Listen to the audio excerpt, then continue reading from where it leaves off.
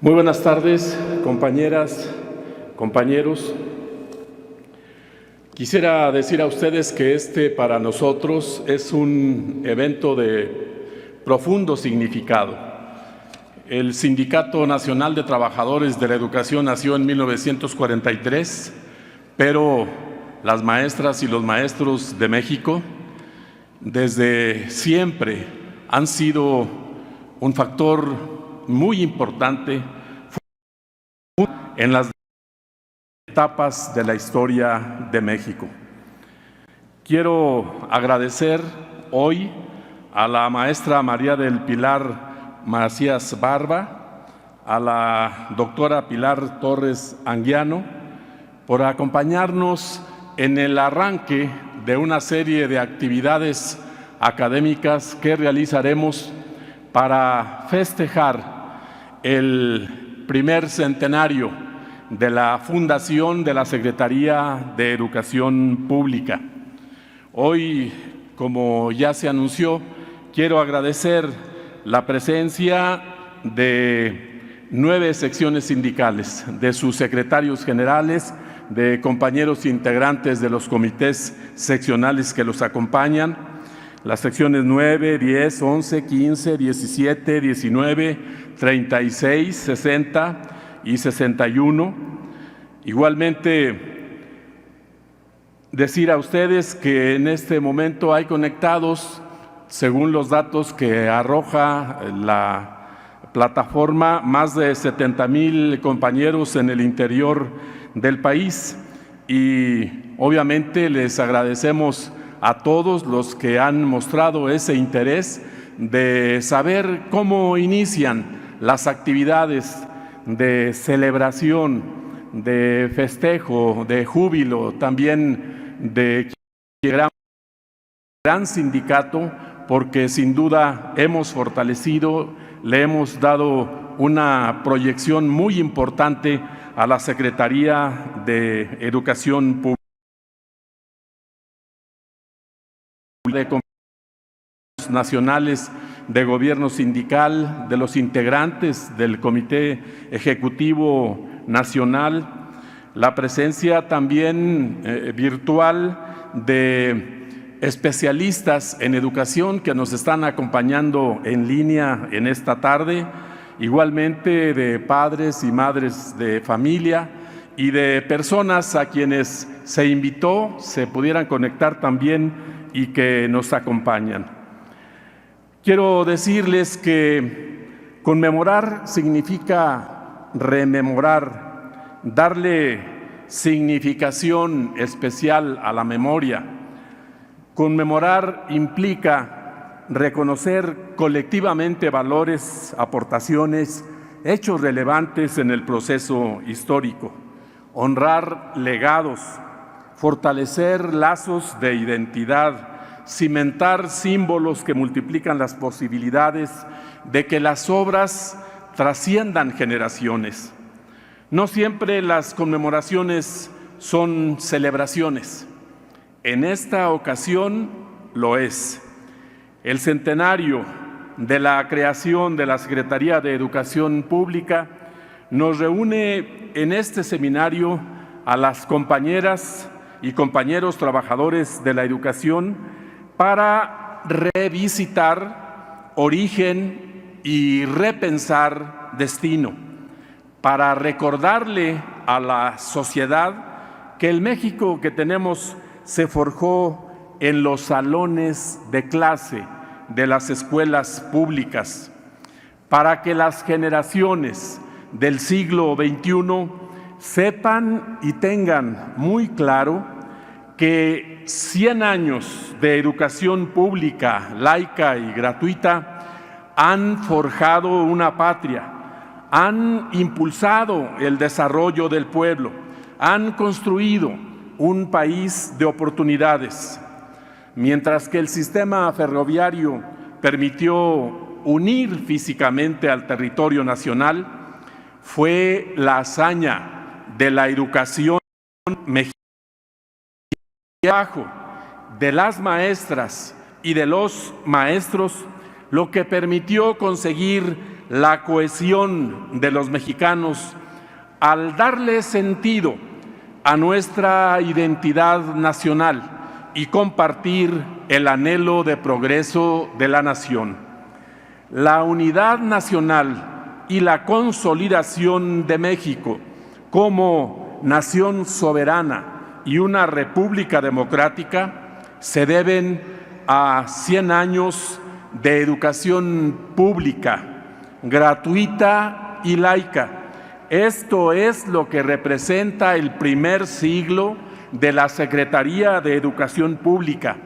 No es solo una efeméride o el aniversario de un decreto, sino el primer siglo de la creación de la institución responsable de la Rectoría del Estado para que la educación esté realmente al servicio del pueblo. Cuando José Vasconcelos promovió la Secretaría de Educación Pública, buscaba responsabilizar al Estado mexicano de la formación de hombres y mujeres libres y sabía que solo una gran movilización nacional lo lograría. En ese objetivo contó con la grandeza del magisterio, extender el alcance de la educación pública, gratuita y laica a todos los rincones del país, poner en común los valores identitarios del pueblo, dotar de posibilidades de ascenso social a partir de la escolarización, de la enseñanza, de la preparación y con todo ello impulsar la tercera transformación de México. El pensamiento convertido en acción, los principios y valores de una gran nación puestos en marcha. La escuela pública, dotada con lo mínimo, nos lo ha dado todo. La escuela ha sido la institución social a partir de la cual se articula la comunidad educativa. Se crea y recrea el tejido social, se activan las relaciones económicas del entorno inmediato, se vuelve el espacio seguro para la niñez y la juventud y el eje de la organización colectiva al servicio de los más desprotegidos que hace 100 años eran la mayoría, aunque hoy persistan inequidades. Uno de nuestros propósitos con este seminario es abrir la posibilidad de hacer un llamado a fortalecer un sector que vertebra identidad, justicia, igualdad, bienestar y movilidad social. En un momento en el que la pandemia de la COVID-19 intensificó las interrogantes sobre el futuro de la educación. Si no actuamos, la tendencia dominante nos llevaba a profundizar las desigualdades. El confinamiento y la interrupción de las clases presenciales pusieron de relieve las brechas y desigualdades económicas, tecnológicas, educativas y culturales. Ahora que han sido expuestas, adquiere sentido reflexionar sobre las dimensiones de los desafíos que hemos tenido que sortear ante la necesidad de organizar la educación pública a nivel nacional para cumplir con los principios del artículo 3 constitucional que postulan una educación pública gratuita, laica, incluyente, equitativa, obligatoria y universal. Volver al origen tiene sentido si lo hacemos para diseñar la educación del futuro como imperativo de la profunda transformación de la vida nacional. Reconocer nuestros fundamentos es dotar de valor al esfuerzo que debemos emprender ahora para recuperar el terreno perdido durante la pandemia, para hacerlo sin dejar a nadie atrás y para vencer las inercias que pueden profundizar los rezagos. En 1943 tuvo lugar la fundación del CENTE. Entre los principales compromisos que le dieron origen a nuestra organización destacan el de asumir la defensa precisamente del espíritu del artículo 3º constitucional y desde luego la defensa del conjunto de derechos de los trabajadores de la educación y el mejoramiento de sus condiciones de vida. Nacimos como una organización progresista, con una profunda vocación social y decididos a luchar por la afirmación de la escuela pública como una de las instituciones sociales más apreciadas, por la construcción de un sistema educativo nacional y por el despliegue de la educación como el medio más importante para el desarrollo integral de la nación y el bienestar individual y colectivo de las mexicanas y de los mexicanos. Sobre estas bases, a lo largo de los siglos XX y XXI, el magisterio, los trabajadores agrupados en el CENTE, hemos luchado incansablemente para lograr mejores condiciones de vida para quienes en cada comunidad rural o metrópoli hacen posible el ejercicio del derecho a la educación de millones de niñas, niños y jóvenes. Cada día defendemos las conquistas laborales en una agenda gremial y educativa que no se agota. En tan solo 3 años hemos conseguido dar estabilidad y certeza laboral a más de 500,000 de trabajadores y trabajadoras de la educación, cifra que hemos alcanzado con la reciente basificación de más de 44,000 compañeras y compañeros de las secciones 9, 10 y 11 de la Ciudad de México.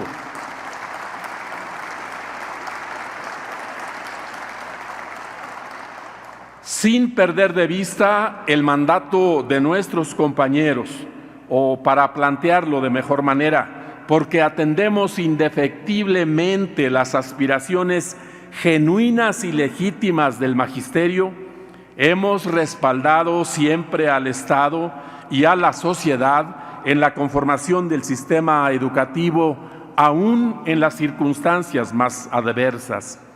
Conmemorar es recordar la cruzada de alfabetización, la propia fundación de la Secretaría de Educación Pública, las misiones culturales, la expansión de la escuela rural y del normalismo mexicano, el plan de 11 años, la creación del Instituto Federal de Capacitación del Magisterio, la institucionalización de los libros de texto gratuitos, hasta lograr con el presidente López Obrador la ampliación de los derechos de la niñez y la juventud al incluir en el artículo 3º constitucional la obligación del Estado de otorgar y garantizar la educación inicial y superior, así como el avance en la cobertura, el logro de mayor inclusión, equidad y calidad educativas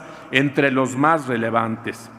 Es así como con la participación y compromiso del Magisterio Nacional, la educación se ha consolidado como un derecho humano fundamental, un bien público y una responsabilidad indelegable del Estado para impulsar el bienestar del pueblo y el progreso de la nación.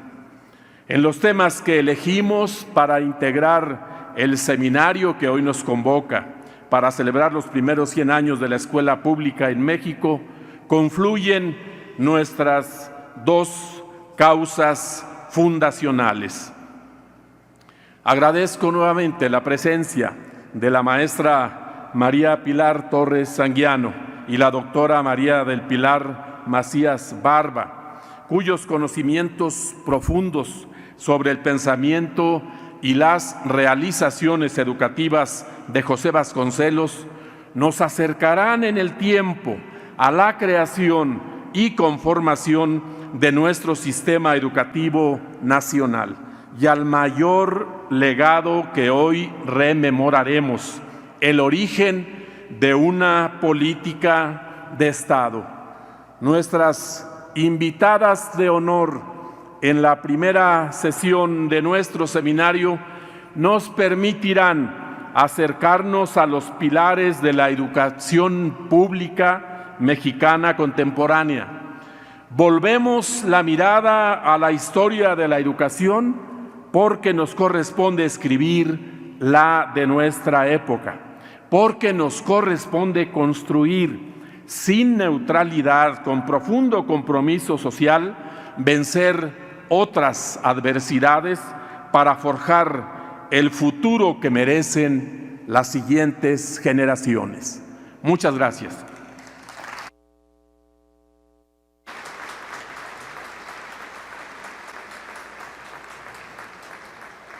Le solicitamos respetuosamente a la maestra Lucila Garfias Gutiérrez nos dé a conocer la semblanza de nuestras especialistas y conduzca el desarrollo de nuestro panel.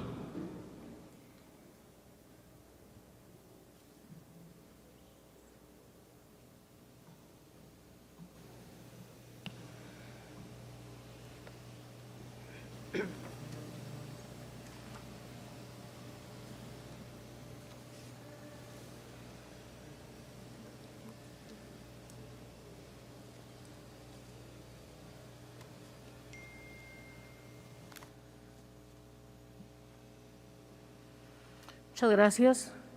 Con su autorización, maestro Alfonso Cepeda Salas. Muy buenas tardes, compañeras y compañeros que de manera presencial y en línea siguen este evento. Les saludamos y agradecemos la distinguida presencia de todas y de todos ustedes, de nuestros invitados especiales y del público que nos acompaña. Agradecemos la participación, como siempre, de nuestros compañeros que hacen la traducción del lenguaje de señas, hoy particularmente de la sección 19. Nuevamente les damos la bienvenida al inicio del seminario La Educación del Futuro, a 100 años de la creación de la Secretaría de Educación Pública que organiza el Sindicato Nacional de Trabajadores de la Educación.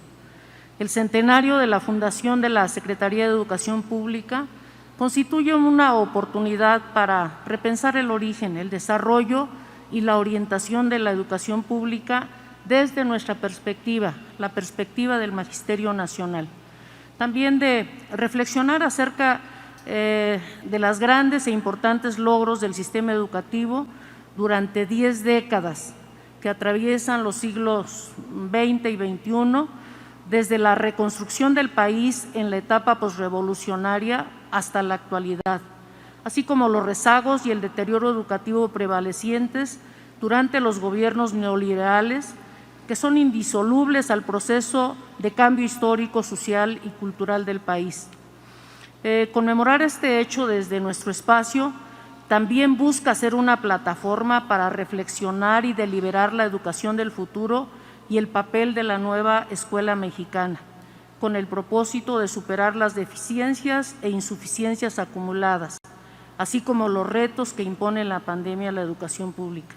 Por lo que para el desarrollo de este seminario se han invitado a destacados académicos, especialistas, legisladores, legisladoras y representantes de las organizaciones nacionales e internacionales, quienes nos compartirán durante el desarrollo del mismo sus conocimientos, reflexiones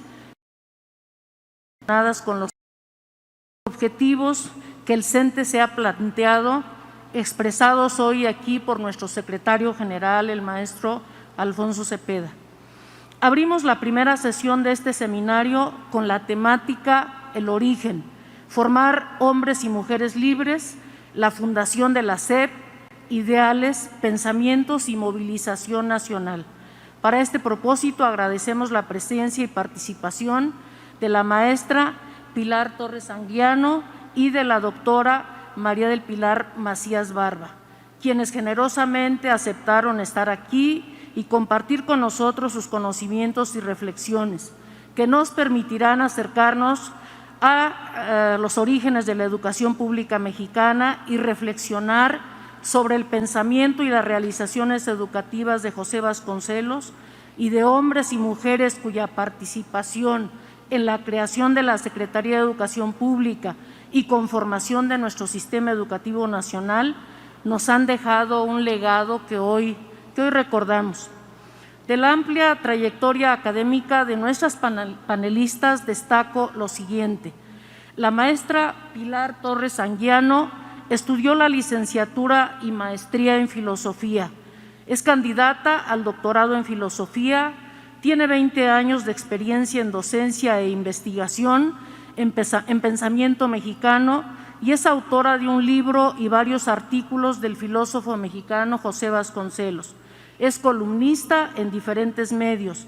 Actualmente se desempeña como asesora académica en la Subsecretaría de Educación Básica del Gobierno del Estado de México.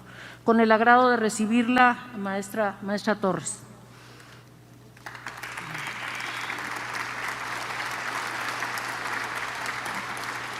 La doctora María del Pilar Macías Barba es licenciada en Pedagogía por la Universidad Panamericana Campus Guadalajara, doctora en Educación por la Universidad de Navarra, España, miembro de la Sociedad Mexicana de Historia en la Educación, tiene líneas de investigación en Historia y Teoría Educativa en México del siglo XX y el pensamiento y realizaciones educativas de José Vasconcelos y de Jaime Torres Bodet, tema del que cuenta con publicaciones en revistas arbitradas. Es maestra universitaria en las áreas del diseño y evaluación curricular e investigación educativa. En el 2009 y 2010, en la Universidad Panamericana, fue coordinadora de diplomados para supervisores y jefes de sector de la Secretaría de Jalisco. Es casada y madre de 4 hijos. Bienvenida, doctora Macías. Nuestras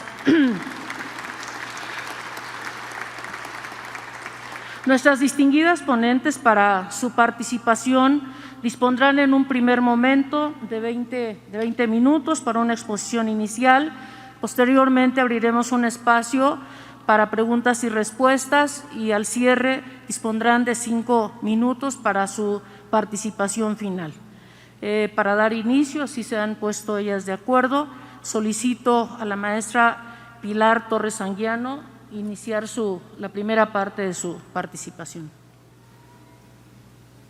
Con mucho gusto.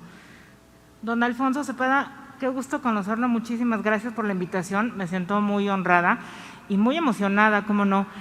Compañeros, estar aquí para hablar de un tema que a mi compañera y a mí nos apasiona y me imagino que ustedes también, porque si no, no nos encontraríamos aquí dedicándole a la educación buena parte de nuestras vidas y nuestros años.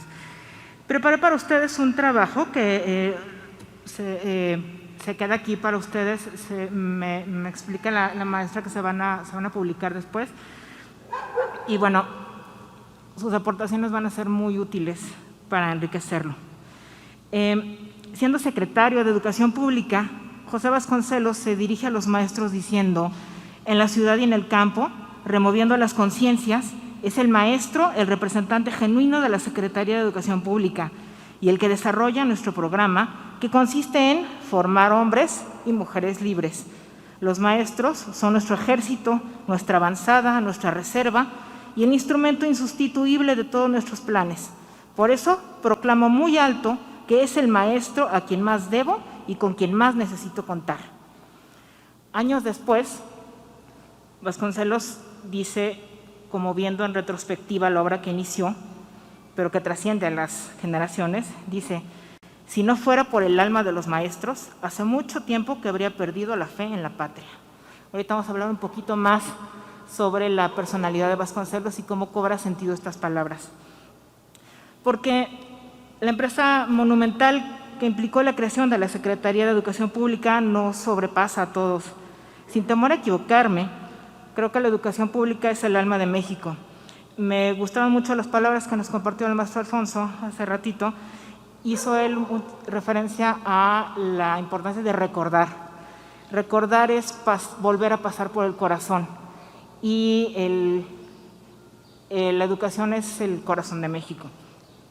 ¿Cuánta vida cabe en 100 años, compañeros?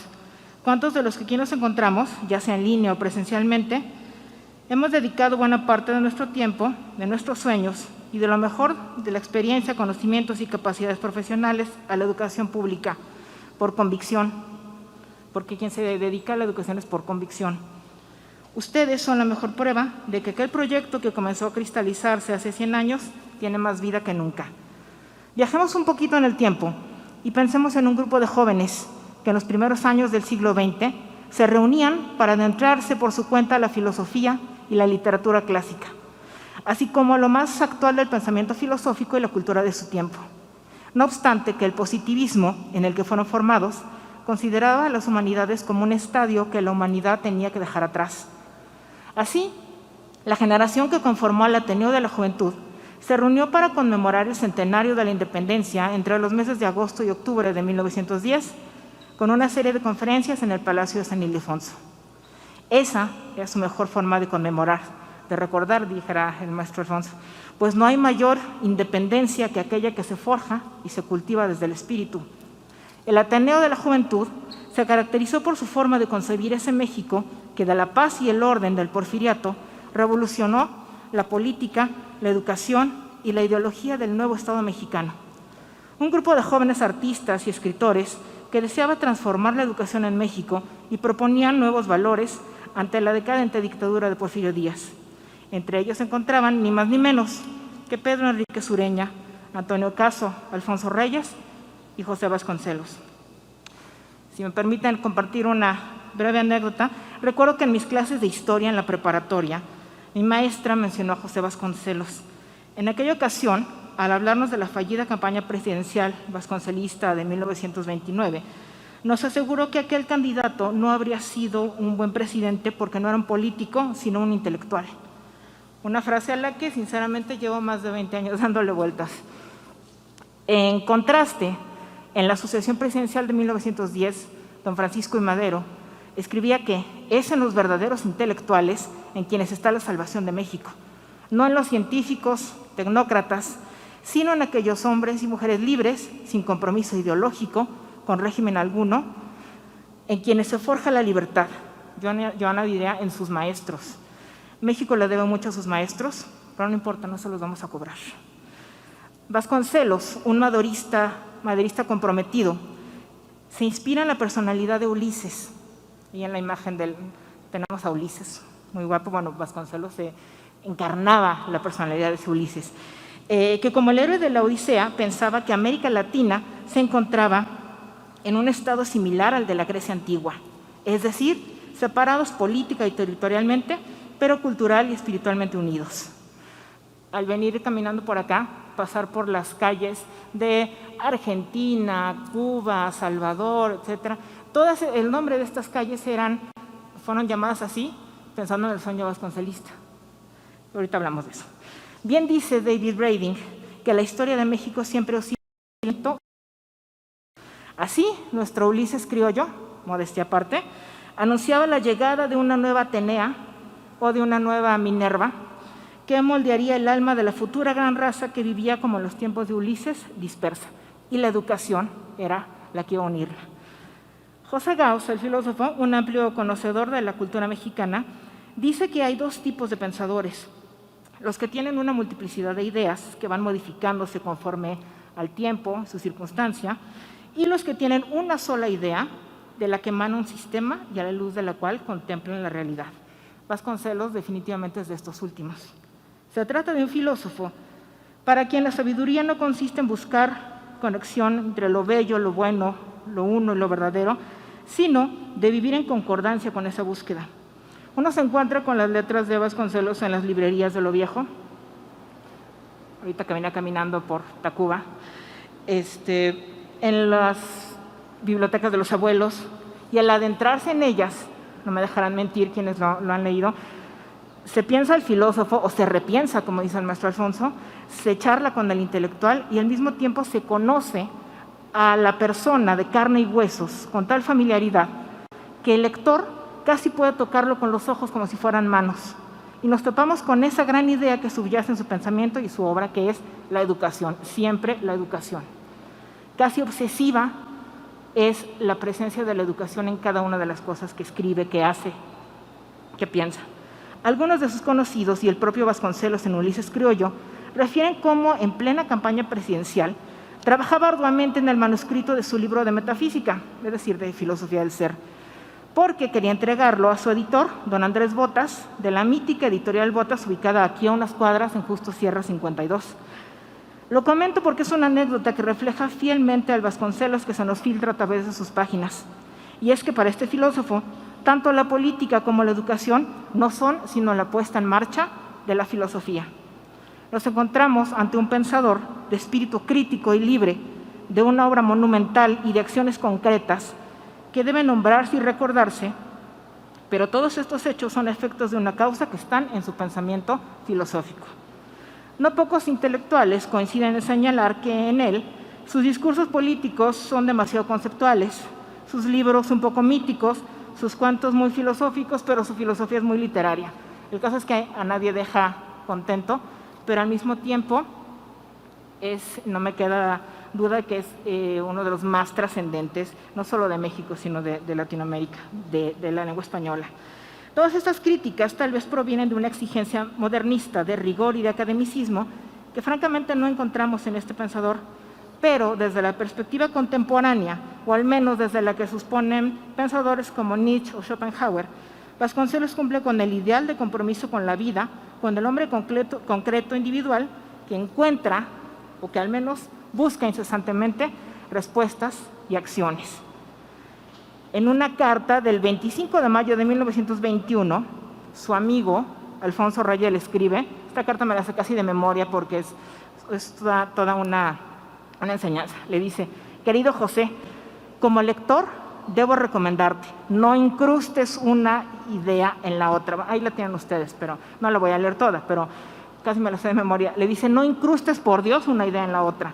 Uno es el orden en el que las ideas llegan a la mente y otro el orden en el que deben darse a conocer a los demás, porque para escribir, frase lapidaria, para escribir hay que pensar con las manos.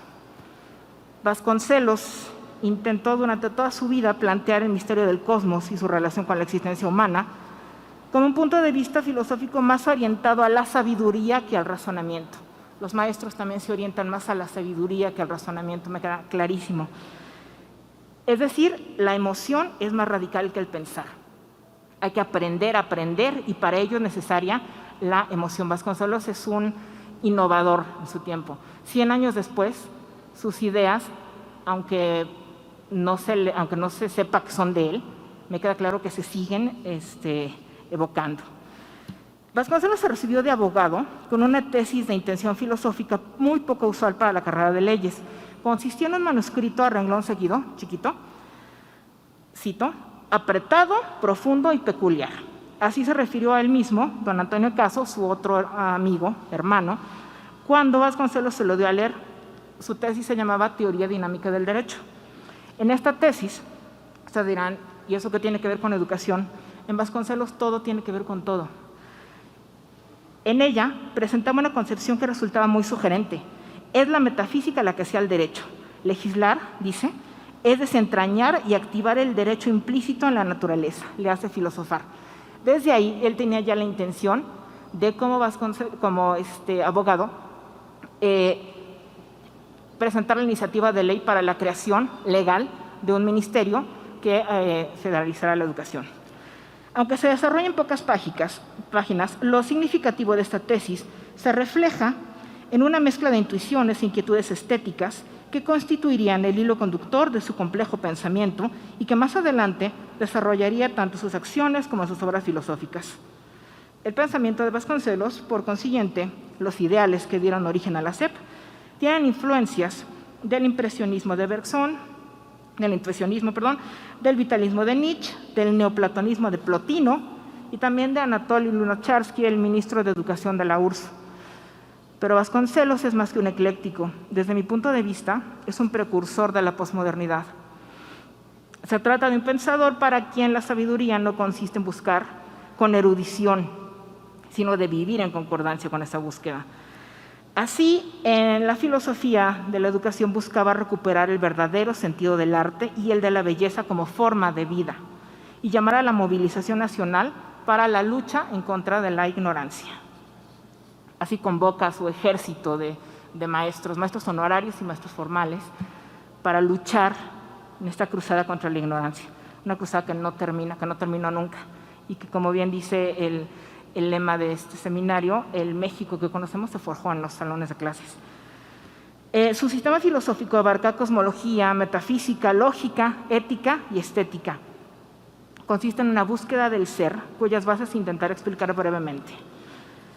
Las ideas del filósofo en torno al arte, la cultura y el papel social del artista se expresan esencialmente en 3 obras que se redactaron entre 1916 y 1920. Se llaman Pitágoras, una teoría del ritmo, el monismo estético y estudios indostáticos. Se consiguen en las librerías de lo viejo. De estas obras se extrae la idea de que el universo sea intrínsecamente musical, porque para Vasconcelos la música es el paradigma de las artes y de la filosofía. Yo era muy mala para matemáticas y mi maestra me decía, a mí me gustaba la música, y mi maestra me decía, bueno, es que la música es la base de las matemáticas, ¿no? Para Vasconcelos es al revés. Las maestras dicen, es que las matemáticas son la base de la música. Para Vasconcelos es al revés. Es la música la base de todo. Es intrínsecamente musical el universo. Y ese es el punto de partida de su filosofía. Realiza una lectura estética de la filosofía pitagórica y añade que el número tiene un aspecto analítico, pero ante todo rítmico. Así las cosas, el derecho tiene que activar la ley implícita en la naturaleza, es decir, esta armonía, esta musicalidad. El universo es una sinfonía, su pentagrama la filosofía, y así concebido, el sistema educativo nacional debía sentar las bases para que el estudiante sea capaz de interpretar esta sinfonía. Y las capacidades que se requieren para ello se desarrollan a través de la educación estética. Sin embargo, en el pensamiento del filósofo, el arte para el pueblo no implicaba un adoctrinamiento ideológico. Él convocó a pensadores de todas las corrientes. Arte social no quería decir necesariamente arte socialista, por ejemplo.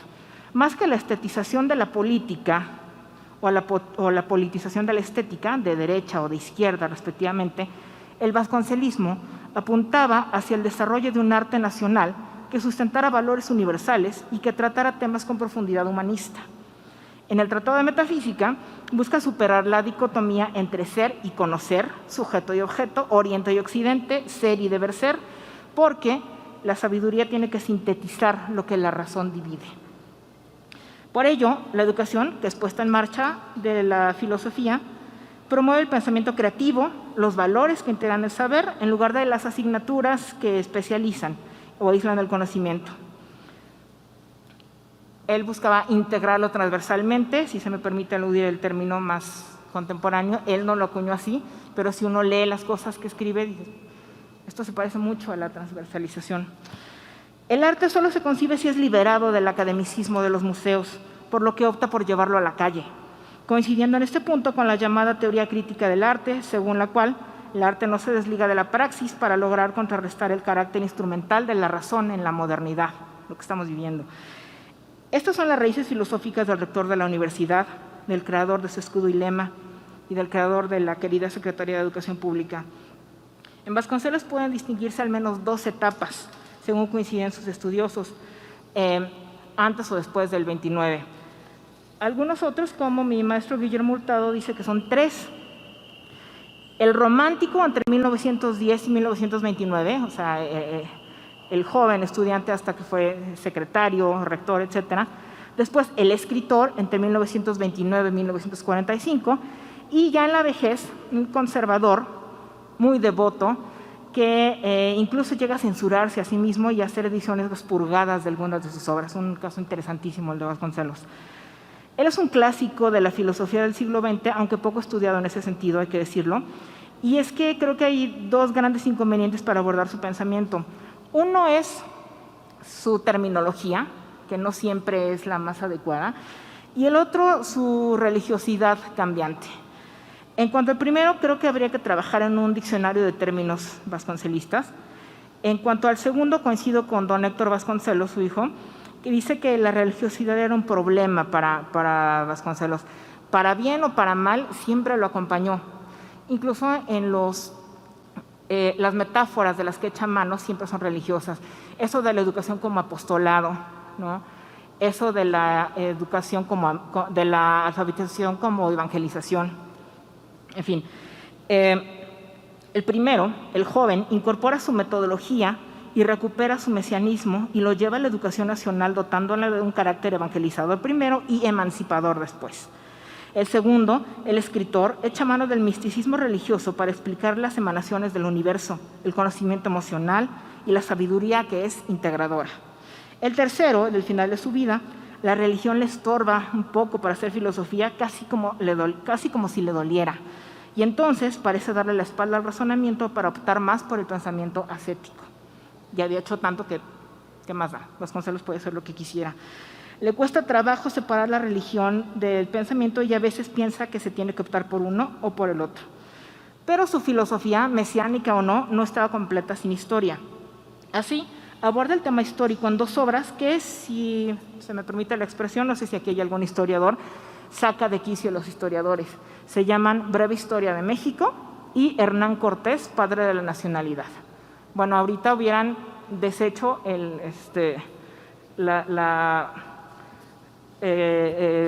vasconcelismo, pero mejor no les damos ideas.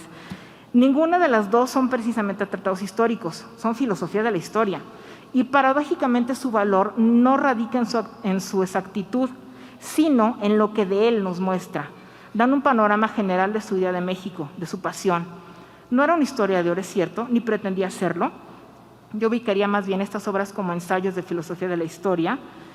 Y es algo que nos dice mucho de lo que pasaba por la mente de don José Vasconcelos. En el prólogo, sin embargo, dice algo muy interesante. El historiador imparcial necesita ser un extraño que juzga los hechos fríamente, como se estudia un proceso en el orden biológico. Es decir, aquí como que no superó mucho el positivismo famoso. Pero nadie puede escribir en ese tono de su propio país y mucho menos de la historia reciente.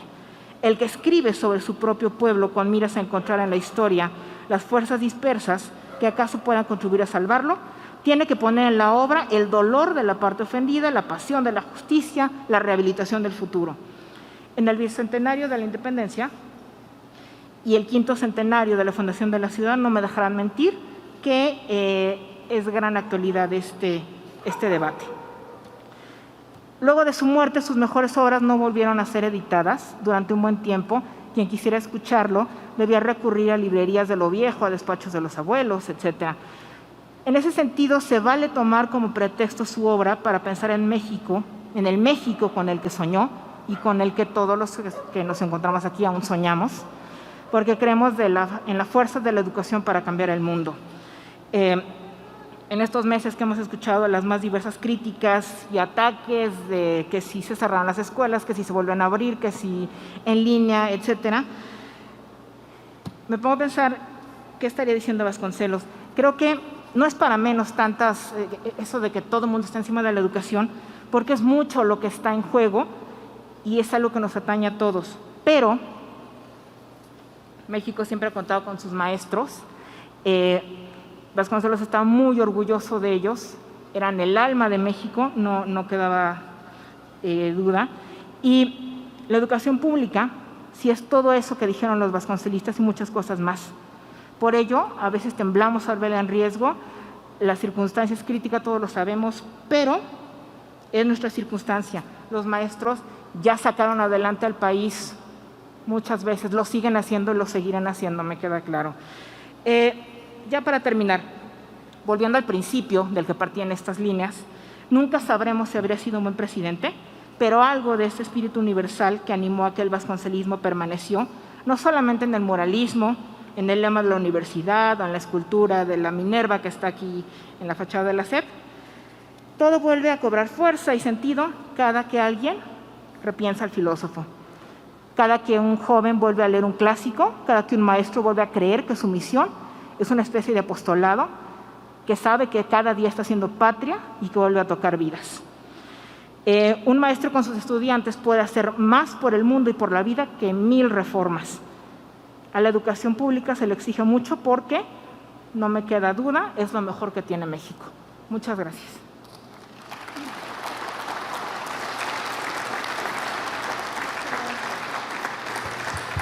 Muchas gracias. Escuchamos la intervención de la doctora María del Pilar Macías Barba. Gracias. ¿Está prendido? Ya está. Gracias. Maestro Alfonso Cepeda, muchas gracias por la invitación a participar en este seminario. Es un honor celebrar con ustedes, con el Magisterio, el centenario del inicio de la educación pública con la fundación de la Secretaría de Educación Pública. La creación de la Secretaría de Educación Pública representa y posibilita el inicio de la educación pública de México. Su estructura administrativa ha cambiado a lo largo de los años, pero sus ideales y realizaciones fundamentales son dignos de reflexión y siguen siendo vigentes y necesarios. Los ideales de José Vasconcelos, su fundador, fueron ambiciosos.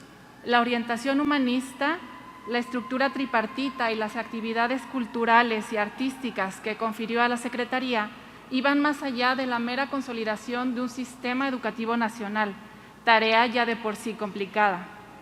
Vasconcelos quería formar el alma de la nación.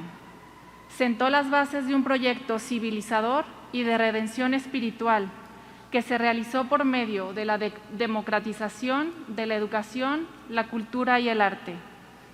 Dicho proyecto se hizo realidad con la fundación de la Secretaría de Educación Pública. La Secretaría nace con un proyecto educativo claro para los mexicanos, y este es su primer acierto, basado en la idiosincrasia, sensibilidad, carácter y talento de los mexicanos. Vasconcelos sabía de sobra que no hay modelo educativo, movimiento intelectual ni proyecto nacional viable que no sea el de sí mismo, el que surge de sus raíces y de su destino, como ya mencionaba el maestro Cepeda. Vasconcelos tuvo una formación humanista y universal, que la maestra Pilar nos acaba de ampliar, y comprendió que el progreso de México dependía de su unidad y que ésta no sería posible, no es posible, sin una identidad nacional fuerte. Había entonces que reconocer y aceptar su propia identidad mexicana, cuya riqueza radica en la novedad y en la fuerza del mestizaje. México iniciaba en 1920 una etapa de estabilidad política y militar después del periodo revolucionario. El presidente Álvaro Obregón encabezó un proyecto social y político de reconstrucción nacional. Había que reconstruir lo destruido por la violencia y unir lo dividido por el odio, además de acabar con la pobreza, la indiferencia y la desesperanza. José Vasconcelos fue más allá y llamó desde la rectoría de la universidad a la regeneración nacional. La universidad tenía escasos 10 años de haber sido inaugurada después de constantes cierres del siglo XIX, quedando clausurada por completo en 1865. En 1881, Justo Sierra intentó reabrirla sin éxito. Lo logró siendo secretario de Instrucción Pública y Bellas Artes de Porfirio Díaz. La Universidad Nacional de México entonces fue inaugurada en 1910, en el marco de las fiestas del centenario de la Independencia de México. Y ya nos compartía la maestra Pilar que en este ambiente festivo de celebración de la independencia participaron los ateneístas, un grupo de intelectuales que después forman parte de los cimientos intelectuales y culturales de nuestro país, y ahí estaba José Vasconcelos. La universidad devuelve a México las humanidades, el anhelo de Justo Sierra. Al fin se incorporaron las escuelas superiores existentes y se crea la Escuela Nacional de Altos Estudios.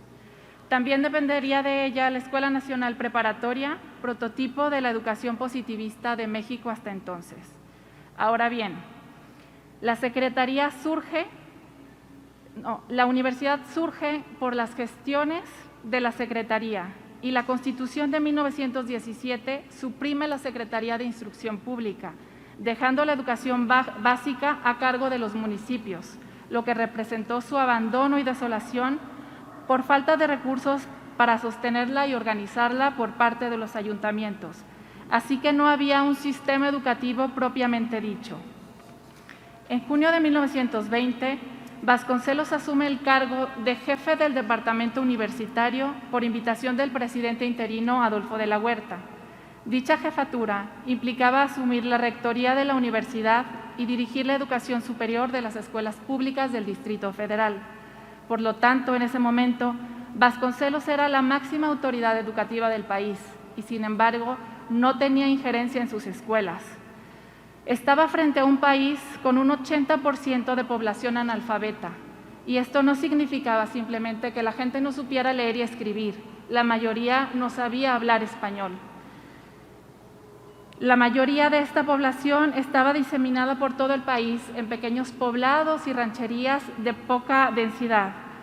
De esto se trataba, lograr la unidad nacional por medio de la educación.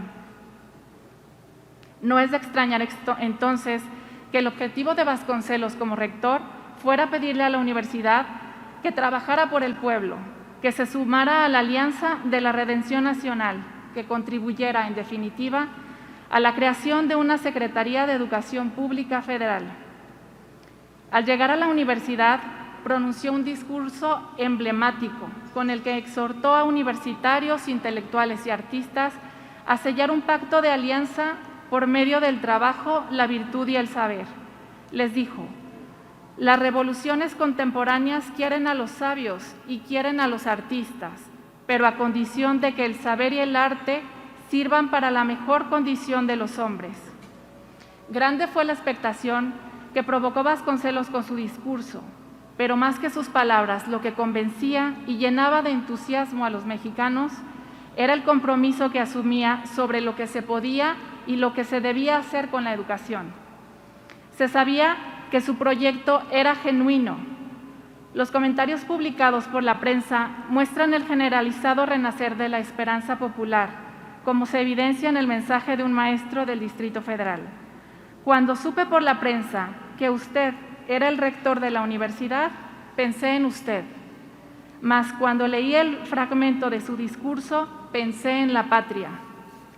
Habiéndome consagrado yo a la educación, he podido darme cuenta exacta de la grandiosidad de su pensamiento. Fin de la cita. La federalización de la enseñanza era inaplazable, el clima político era propicio, pero Vasconcelos vino a impulsar el proceso de definición de la educación nacional. Era un hombre de acción, un líder con ideas, y su prioridad fue la educación popular. Dispuso todo lo necesario para la creación de la Secretaría. Sometió su proyecto de ley a la Cámara de Diputados. Después debería venir la aprobación de los senadores y, por último, de las legislaturas de los estados.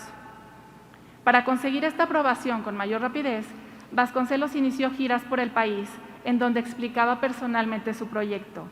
A su paso, entregaba libros para que se fundaran bibliotecas, como un anticipo de lo que estaba por venir en la educación pública. Se hizo acompañar de artistas y profesores que tomaban notas etnográficas de los municipios, pues estaba previsto enviar maestros ambulantes, misiones culturales y establecer casas del pueblo, dándole la importancia y la urgencia que requería la educación rural. Gracias a estas giras, se consiguió la aprobación de los estados, de las cámaras y del presidente Álvaro Obregón, que le brindó total apoyo y presupuesto. El 3 de octubre de 1921 se publica el decreto de la fundación de la Secretaría de Educación Pública y el 12 de octubre Vasconcelos tomó posesión como su titular. Y empieza entonces los nuevos bríos de la educación pública. Felipe Garrido dice: fue entonces el tiempo de Prometeo, de arrebatar el fuego y sacarlo a la calle, a manos llenas, para repartirlo. Daniel Cosío Villegas reseña: entonces sí que hubo ambiente evangélico para enseñar a leer y escribir al prójimo. Entonces sí se sentía en el pecho y en el corazón de cada mexicano que la acción educadora era tan apremiante como saciar la sed o matar el hambre. Entonces comenzaron las grandes pinturas murales. Entonces se sentía fe en el libro y en el libro de calidad perenne. Y sigue su cita.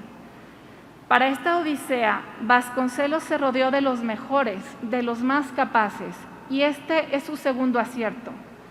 Baste mencionar la participación de Eulalia Guzmán, Abraham Castellanos, Gregorio Torres Quintero, Lauro Aguirre, Ezequiel Chávez, José Clemente Orozco, Diego Rivera, David Alfaro Siqueiros, Roberto Medellín, Palma Guillén, Salvador Novo, José Gorostiza, Jaime Torres Bodet.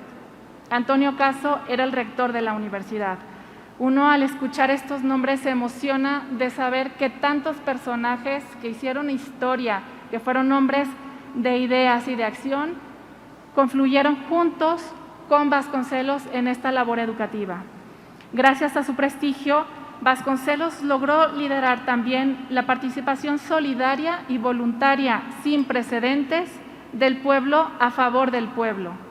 Baste recordar que emprendió la primera campaña de alfabetización a nivel nacional, dirigida desde el Estado, operada por la buena voluntad y el espíritu patriótico de cada hombre que supiera leer y escribir, convocados todos al ejército de los maestros honorarios e incluso al ejército infantil, puesto que la tarea era urgente.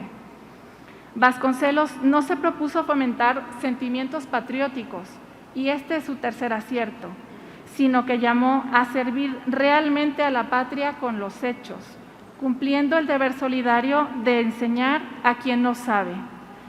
Vasconcelos dice: la ignorancia de un ciudadano debilita a la nación entera y nos debilita a nosotros mismos. La excesiva pobreza de unos nos daña y debilita a todo el pueblo, y es una carga sobre todos y cada uno de nosotros. Destruyamos, pues, la ignorancia y la miseria, nuestros verdaderos enemigos. Tales ciudadanos serán eternamente una carga ruinosa si nos desentendemos de ellos, si los mantenemos ignorantes y pobres, pero en cambio, si los educamos y los hacemos fuertes, su fortaleza sumada a la nuestra nos hará invencibles. Es claro que para Vasconcelos, lo cito, la ignorancia es la causa de la injusticia y la educación suprema e igualitaria es la mejor aliada de la justicia. De ahí la importancia radical de la escuela. Vasconcelos exhorta a resolver la paradoja de la tiranía de la ignorancia, pues, lo cito, el porvenir resulta oscuro, puesto que no se puede mover opinión a favor de la escuela, sino en poblaciones adelantadas. Y no puede haber opinión ilustrada si antes no hay escuelas. Si la libertad proviene de la inteligencia, entonces la libertad política y la democracia serán el resultado de la educación. Queda claro que esta es la misión de redención espiritual que Vasconcelos confirió a la SEP. Educar fue tarea patriótica. Buscó una educación que consolidara la unidad nacional y elevara el nivel de vida de todos los mexicanos, y puso en su justo lugar un proyecto educativo dentro del proyecto de nación. La educación pública surge revitalizando la esperanza, el entusiasmo y el compromiso de los mexicanos. Los proyectos iniciales de la SEP son de sobra conocidos. Me refiero a la citada campaña de alfabetización, las misiones culturales, las bibliotecas, la campaña editorial, el arte en las plazas públicas, el muralismo, la construcción de escuelas. Todos ellos fueron realizados desde los 3 departamentos de la SEP: escuelas, bibliotecas y bellas artes. La pregunta aquí es, ¿por qué estos departamentos y no otros? Quiero hacer notar que estas acciones y proyectos de la Secretaría guardan una clara y estrecha relación con los fines educativos que Vasconcelos persigue en su pedagogía estructurativa, su libro educativo. Para Vasconcelos, la educabilidad del hombre radica en el pensamiento, la acción y la emoción. Es así que la inteligencia, la voluntad y la sensibilidad son las facultades humanas que deben educarse. Y este es el cuarto acierto o su cuarta aportación que debemos retomar. Vasconcelos entiende la educación como cultivar y desenvolver los espíritus. Y el resultado que espera es que el ser humano sea capaz de juzgar la vida con un punto de vista propio, de producir su sustento y conquistar una cómoda manera de vivir. Después de bastarse a sí mismo, debe estar dispuesto a emplear su energía sobrante en el bien de los demás, de contemplar la vida con nobleza y esperanza, de lograr visiones elevadas del mundo y de su ser. Todo ello se cumple con los 3 departamentos que responden a una educación armónica y jerárquica, a través de los fines de la educación que se descubren en Vasconcelos. Vasconcelos propone la educación física, profesional, intelectual, ética y estética. Detallo ahora estos fines y los relaciono con las realizaciones de la Secretaría. Vasconcelos promovió la educación física como parte del desenvolvimiento del espíritu, para despertar al mexicano y prepararlo para acción, convencido de que una enseñanza que no comienza preparando al cuerpo para la salud y la alegría no puede llegar a fines dignos del esfuerzo humano. Vasconcelos trazó un camino formativo que va de la conservación de la salud al desarrollo físico del cuerpo y de este al desenvolvimiento ético y estético. Ese es, dice Vasconcelos, el camino que sigue el cuerpo para llegar entero y luminoso al espíritu. La educación física se vincula con la ética por la promoción de valores y virtudes, así como para evitar vicios como la pereza, la apatía, la desidia y el egoísmo. Desde la SEP se promovió la educación física con este sentido. Las escuelas y las misiones culturales aconsejaban sobre higiene, alimentación y esparcimiento. En ese momento se instituyeron los desayunos escolares. Familias y alumnos participaban en la limpieza de las escuelas, el deporte y el ejercicio al aire libre culminaban con el torneo atlético y la educación física tuvo un espacio curricular propio. Bien, la educación profesional está en el siguiente nivel formativo y se persiguió expresamente desde la Secretaría. Pretendía, lo cito, una enseñanza que sirva para aumentar la capacidad productora de cada mano que trabaja y la potencia de cada cerebro que piensa. La verdad y el trabajo deben ser nuestra suprema enseñanza. La educación profesional se vincula con la ética porque forja el carácter en la adquisición de hábitos y virtudes. Por eso había que enseñar a trabajar, a hacerlo bien y hacerlo con alegría. La formación para el trabajo y su estímulo fue parte de la educación pública.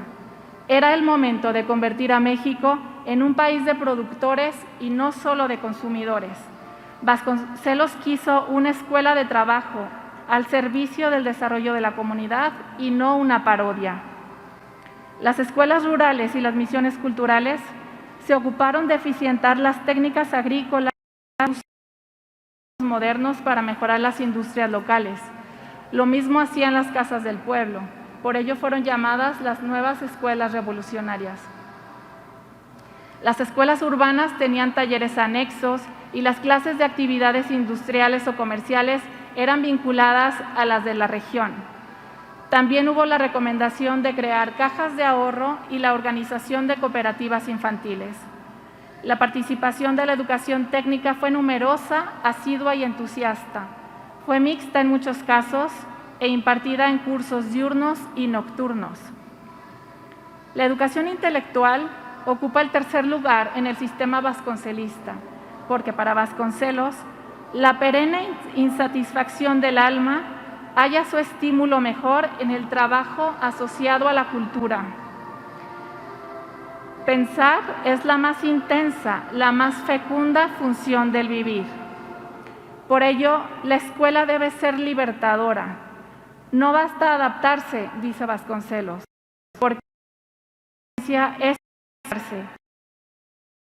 Llegado el momento, se convertirá en reconstructor y factor, acaso reformador, de la sustancia espiritual que con el nombre de saber le ha sido impartida.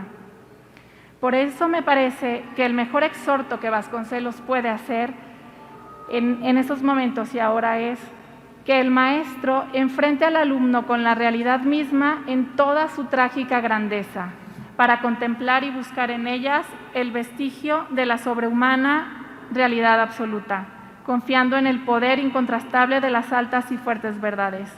Y no cabe duda que la ideal sería, antes que la escuela más imparcial, la escuela más próxima a la verdad que conoce el hombre, puesto que después de un corto periodo en las aulas, la mayoría no vuelve a tener ocasión de reflexionar en el sentido general de las cosas, y este es un llamado a la enseñanza. Entre las acciones de la Secretaría menciono simplemente la proliferación de bibliotecas.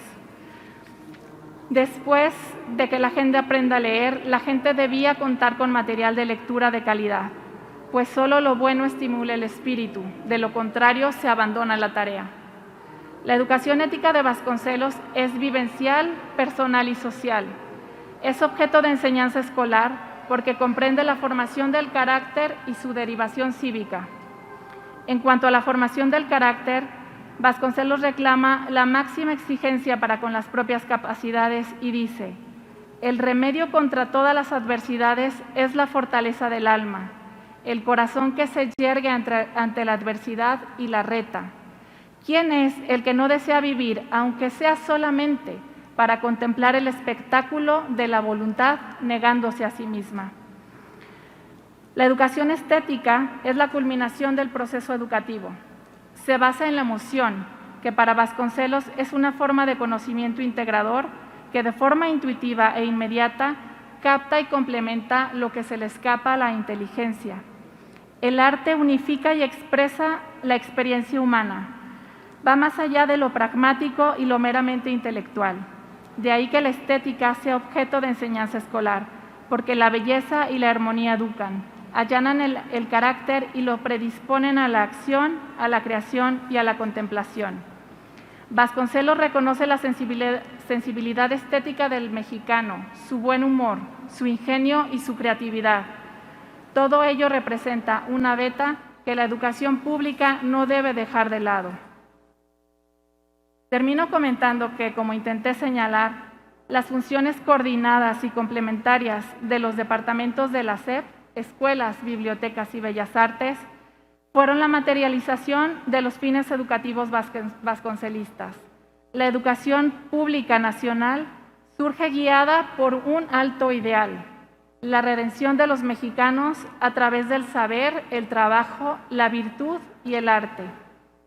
Invito a releer a Vasconcelos, fundador de la educación pública, y encontrarán en él el entusiasmo, la esperanza y el compromiso renovado con la educación para la regeneración y el resurgimiento de México, porque ustedes, los maestros, son nuestro ejército, nuestra avanzada, nuestra reserva, los depositarios de la luz, y tienen el deber de transmitirla. Muchas gracias.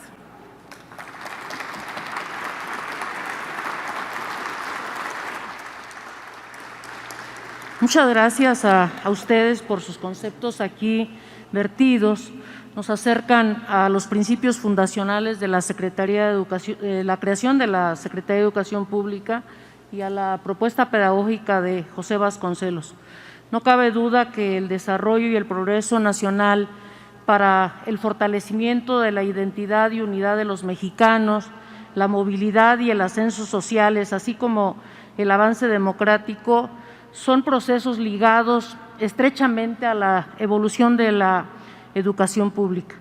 Para la segunda parte de su intervención, solicito sus reflexiones a las siguientes interrogantes. Para ambas panelistas, el proyecto educativo promovido por Vasconcelos, que se concretó en la fundación de la Secretaría de Educación Pública y materializó en diferentes programas aquí mencionados, como la cruzada alfabetizadora, las misiones culturales, la prioridad de crear escuelas en zonas rurales en todo el país, el desarrollo de la educación técnica, la educación indígena, entre otras, marcaron una época que siguen vigentes en más de un sentido y que son demandas del Magisterio Nacional a través de nuestra organización sindical. Desde el punto de vista de ustedes, ¿cuáles consideran que fueron los mayores aciertos y pendientes que en la propuesta educativa de José Vasconcelos hizo al frente de la Secretaría de Educación Pública?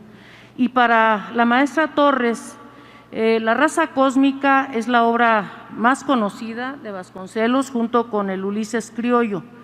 ¿Qué papel juegan en su pensamiento pedagógico y cómo aborda en su propuesta el tema de la diversidad? Para la doctora Macías, siendo los maestros actores principales del sistema educativo nacional, desde el Sindicato Nacional de Trabajadores de la Educación, se ha exigido, sean reconocidos, sean valorados por su contribución al desarrollo del país. ¿Qué le dice y qué le dice hoy y en su momento qué le expresó Vasconcelos a las y a los maestros? Agradezco sus comentarios. Maestra, por favor. Gracias. Yo creo que el punto de partida, la gran aportación es el punto de partida que es la idea de hombre, bueno, perdón por la terminología no inclusiva, pero así lo escribe él, ¿no? Aunque dice la idea de hombre, me queda claro que se refiere a la idea de humanidad, a la libertad.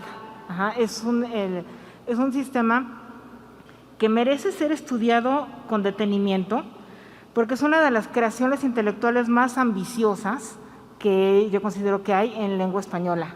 Ajá. Yo considero que es un pensador universal, que es muy poco estudiado y que sería necesario hacer una edición crítica de sus obras, porque no la hay. O sea, sus obras se editaron entre 1929 y 1950, ajá, pero no se volvieron a editar en la mayoría de los casos, salvo La raza cósmica y el Ulises criollo y algunas, ¿no?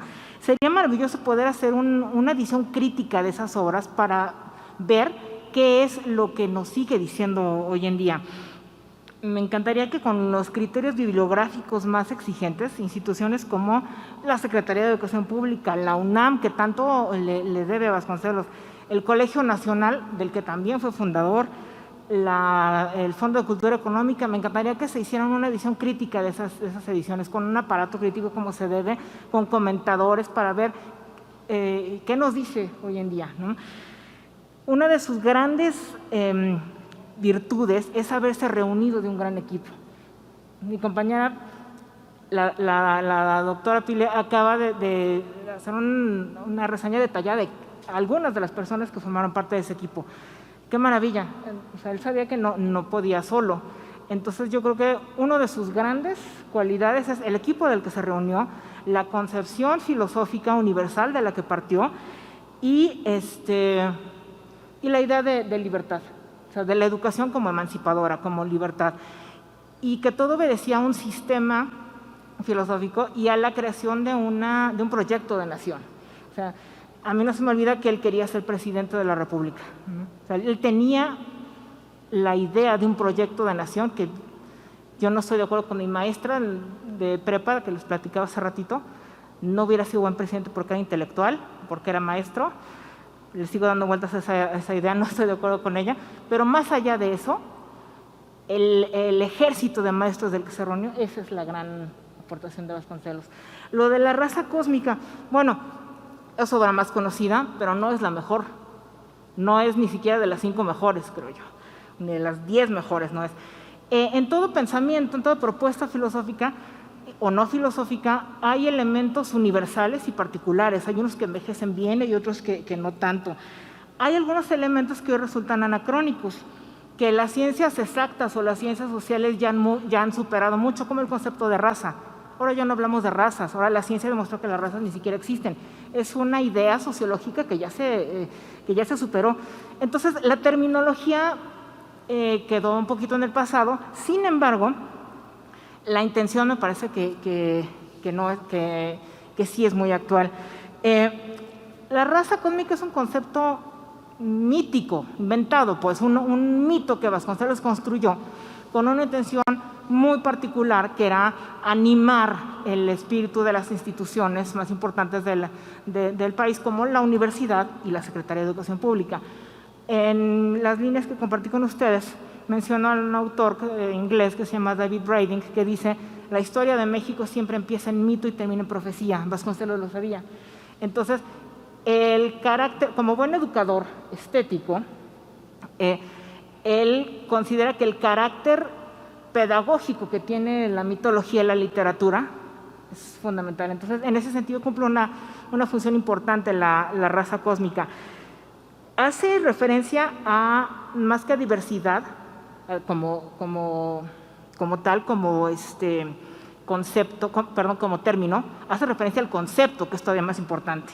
Recordemos que la palabra es la casa del ser. Entonces, a veces a Vasconcelos las palabras no siempre se le dan o son muy anacrónicas, pero sus conceptos sí. Entonces, no habla de diversidad, pero claro que la toca. Habla de síntesis de heterogéneos. Habla de inclusión de todas las etnias. Habla de emancipación a través de la educación. Esos son elementos de gran importancia, de gran actualidad, y que, obviamente la creación de las bibliotecas, la edición de los clásicos, o sea, la explosión cultural, la idea de sacar el arte a las calles, es algo que me hubiera encantado verlo. De alguna manera lo seguimos viendo en la herencia que dejó y en cada maestro que, repito, frente a sus grupos, con sus alumnos, es un redentor, es una persona que toca vidas, que sabe que está haciendo patria. Eso es la principal aportación de Vasconcelos, creo yo. Muchas gracias. Muchas gracias. Doctora, por favor. A mí me parece que los aciertos de José Vasconcelos son muy claros. El haber partido con una propuesta educativa para México es su primer acierto. Es lo que hizo que se generara el movimiento de educación pública nacional y que elevara el entusiasmo y la participación de todos los mexicanos. No ha vuelto a haber un movimiento similar y lo hubo por esa persona que entendió el poder como servicio y que entendió que el país se estaba construyendo sin cimientos, y sin cimientos no puede haber una estructura sólida que se levante. Vasconcelos quería un resurgimiento espiritual, promovía los libros que se leen de pie. Él los clasificaba entre libros que se leen sentado y los libros que se leen de pie. Él promovía los que se leen de pie, son aquellos que nos incitan la emoción, el entusiasmo y las ideas. Decía que son lecturas que surge una fuerza como si viniera de abajo y nos impulsa los talones para levantarnos. Vasconcelos transmitió ese entusiasmo de que un cambio es posible a través de la educación y lo constituyó con un proyecto educativo para el país adecuado a su sensibilidad, a su talento, a sus cualidades. Conocía al mexicano y sabía cómo educarlo. Entonces, Vasconcelos tiene una propuesta que hizo de ese momento, ese periodo, la fugaz primavera de la educación pública de México, pero que después del invierno del COVID podemos volver a sembrar y volver a generar una nueva primavera. Vasconcelos tenía las ideas claras y en su momento todas las campañas que desarrolló fueron innovaciones, fueron campañas emergentes porque la tarea era urgente. Actualmente también tenemos muchas urgencias y seguimos siendo los mismos mexicanos con el mismo carácter, temperamento, con las mismas posibilidades y simplemente se trata de innovar en los medios. Vasconcelos puso esos medios en esas condiciones, ahora nosotros tenemos que poner otros medios con las condiciones que tenemos. Vasconcelos tiene un programa congruente y consistente que debemos estudiar, pero no solo para conocerlo ni para repetirlo, porque él no querría eso. Lo que se nos ofrece ahora es que volvamos a tener un proyecto consistente y que con esos fines lleguemos a determinado propósito en unidad. Vasconcelos hablaba de educar la inteligencia, la voluntad, la sensibilidad. Esto es una educación integral del pensamiento, la afectividad, el carácter. Hablaba de la educación física, una educación que surge preparando el cuerpo para la salud y teniendo esas condiciones básicas, indispensables, se puede desarrollar el carácter, se puede desarrollar el civismo y se puede lograr fines espirituales más trascendentes que son los que nos llaman a los seres humanos. Hablando de la raza cósmica, y como bien lo dice Pilar, Vasconcelos promovía la síntesis, querría en la raza cósmica la síntesis de lo mejor y se iba a dar en Latinoamérica. Por eso fue llamado el maestro de América. Entonces, él tenía claro que la unidad de los mexicanos era compartida con Latinoamérica. Tenemos raíces comunes y tenemos las mismas posibilidades. Este ideario preciso fue posible porque tenía una idea clara de quién es el hombre, cómo se le educa y supo promover los medios. Entonces, me parece que esas son las principales aportaciones o aciertos que debemos retomar y aprender de Vasconcelos en este momento. El mensaje a los maestros. Bien, ¿qué le dice hoy a los maestros? En su momento decía que son los depositarios de la luz, que son fuente y asiento de sabiduría. Como toda su campaña fue con un tenor mesiánico, evangélico, como ya decía Pilar, me parece muy relevante que considera a los maestros como el ejército, la avanzada y la reserva. O sea, son los constructores de un mejor destino, pero tenía claro él, como el caudillo cultural y educativo que fue, ese ejército tiene que estar liderado por un gran ideal. La educación necesita un alto ideal por el cual trabajar. Entonces, me parece que el planteamiento es lo que puede llegar a ser México gracias a la educación pública. Pues muchas gracias por sus amplias respuestas. Hemos visto durante las intervenciones de nuestra la creación de una Secretaría de Estado responsable de la Rectoría Estatal de la Educación. Fue una decisión visionaria que constituyó un momento fundacional de un sistema público que vino a impulsar el progreso, el bienestar y la cohesión nacional en el momento que el país más lo necesitaba y que hoy sigue vigente. Y desde luego el reconocimiento a los maestros, a las maestras como pilar fundamental en el proyecto nacional. Finalmente, solicito a nuestras panelistas hacer uso de la palabra para las reflexiones finales. Muchas gracias, maestra Torres. En este año de conmemoraciones, no sé ustedes, pero yo he escuchado mucho el concepto de colonizar. Ajá. Traigo de regreso a Vasconcelos para… me gustaría decir que aquel que piense que decolonizar es rechazar todo lo español, está en un error. Decolonizar es repensar las cosas desde una perspectiva propia, es conocerse a sí mismo de manera autónoma y autocrítica. Eso es lo que buscaba el sistema educativo de José Vasconcelos desde una perspectiva nacionalista. Eso es lo que él entendía por nacionalismo, no lo que se entiende después de la Segunda Guerra Mundial. A eso se refería él con el pensamiento nacionalista. Si se dan cuenta, a lo largo de mis líneas, cuando hablo de un pensador lo hablo en presente. Digo, Vasconcelos dice, Alfonso Reyes le escribe, fulano de tal dice, porque considero que, bueno, esa es la premisa de mi ponencia. Los pensadores no están hablando en pasado, están aquí, están hablando aquí. Y cada que un maestro con sus alumnos los repiensa, se los muestra, las ideas vuelven a cobrar sentido, vuelven a estar vivas.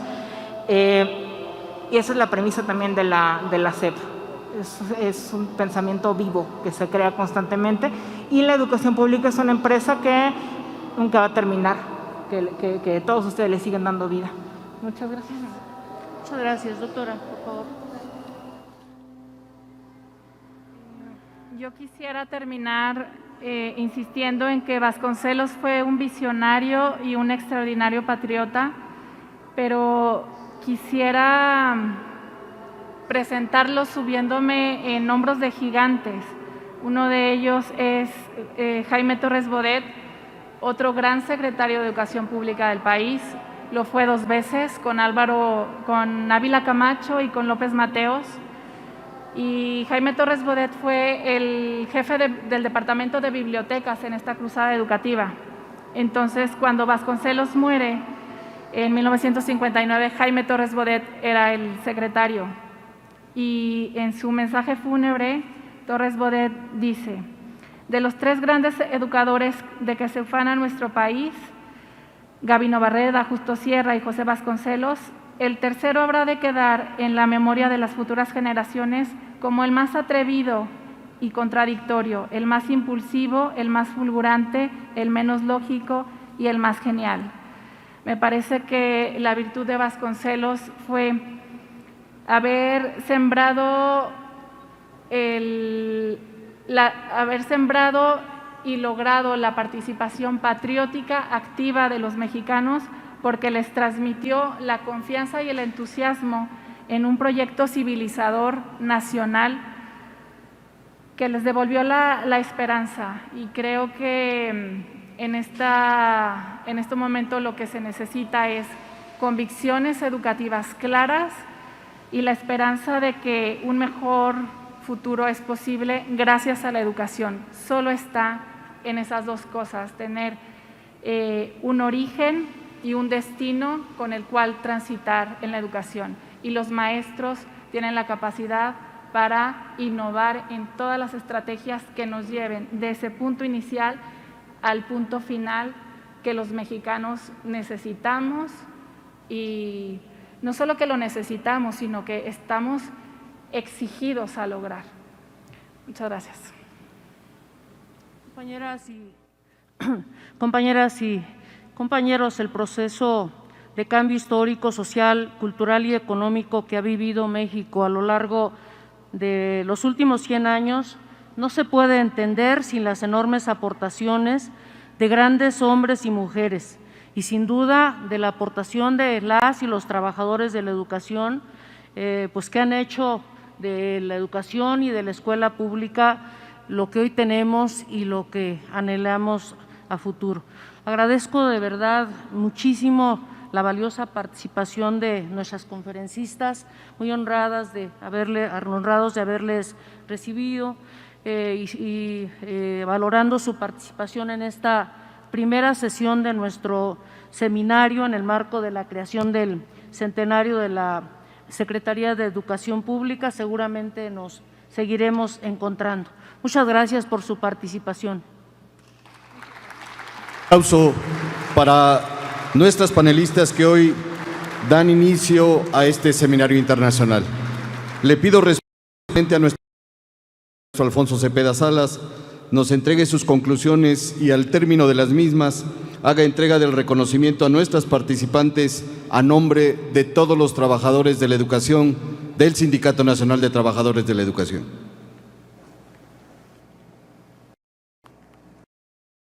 Cuando iniciábamos nuestra gestión, si recuerdan, al otro día que se realizó el 40º Consejo Nacional de nuestro sindicato, decíamos que las maestras y los maestros, los trabajadores de la educación, somos el ejército intelectual del pueblo, si lo recuerdan, y esto tenía como base una frase que en su momento pronunció de una manera muy sabia, muy profunda, don José Vasconcelos. No fue obra de la casualidad. Yo quiero reiterar en esta tarde nuestro agradecimiento a estas extraordinarias conferencistas, maestra y doctora María del Pilar Torres Anguiano y María del Pilar Macías Barba. Con sus respectivas conferencias, ambas nos ayudan a reflexionar y a valorar en toda su dimensión la relevancia de la educación pública en nuestro país, sobre la hazaña que ha sido la fundación y la evolución de la Secretaría de Educación Pública y sobre el largo trecho recorrido ya en tiempo histórico, incluso desde que hace 100 años se creó la SEP. Las dos nos han hecho conocer, pensar y recordar la dimensión de don José Vasconcelos, sobre todo el de esas dos primeras etapas, el filósofo, el hombre de ideas y de ideales, el filósofo en acción que fue capaz de convocar a todo México para crear la Secretaría y desde ahí comenzar el proyecto de unidad nacional, identidad, patriotismo, progreso y desarrollo de México. Son dos conferencias de verdad extraordinarias. Es un honor tenerlas aquí, compartiendo con decenas de miles de maestras y maestros de todo el país. Próximamente buscaremos editarlas y con su respectiva autorización, desde luego, publicarlas para que lleguen a todas y todos nuestros agremiados en los 4 puntos cardinales de México. Y si me permiten, en nombre del Sindicato Nacional de Trabajadores de la Educación, voy a entregar un reconocimiento a cada una de nuestras distinguidas que expresa lo siguiente: primer centenario de la educación pública en México.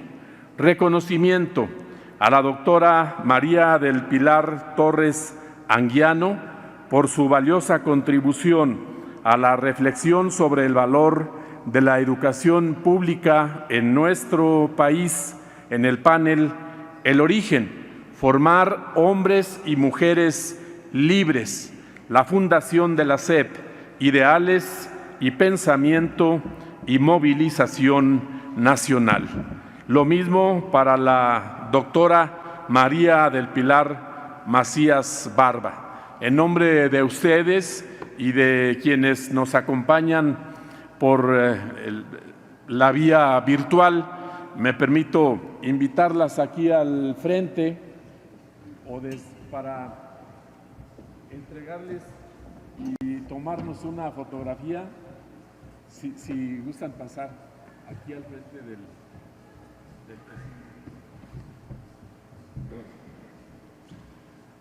entrego a la doctora María del Pilar Torres Anguiano.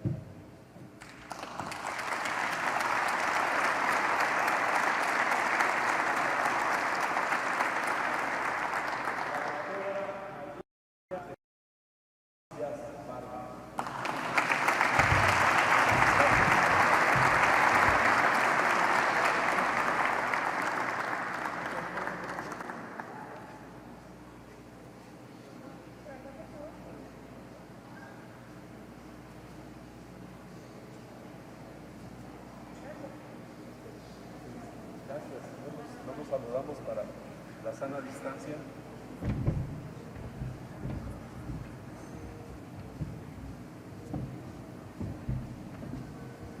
También entregamos un obsequio, un libro que estamos seguros será de su completo agrado, El Oasis.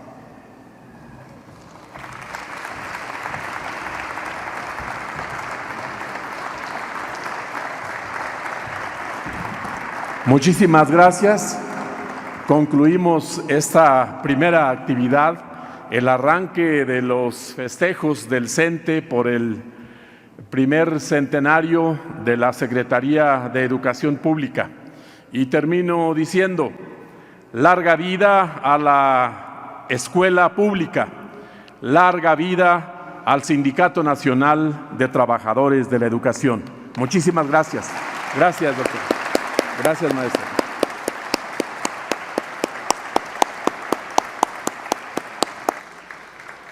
Es así como el Sindicato Nacional de Trabajadores de la Educación les agradece su presencia y les hace la cordial invitación para el próximo a las 4. tarde en este segundo panel que con motivo del Seminario Internacional La Educación del Futuro a 100 años de la creación de la SEP se ha generado por el centenario de la Secretaría de Educación Pública y de la Educación Pública en México. Muchísimas gracias, muy buenas tardes a todos los trabajadores de la educación que se han conectado. Buen camino. Muchas gracias por haber visto este video. Recuerda que puedes suscribirte al canal y activar la campanita para que te lleguen todas las notificaciones. Nada más ve a la campana y ponle todas. Que no se te olvide darle like al video, compartir y dejar algún comentario. Asimismo te invito a mis otros dos canales que es Mate Vlogs y James Vlogs. Y te dejo con las recomendaciones de estos videos. Cuídate mucho. Bye.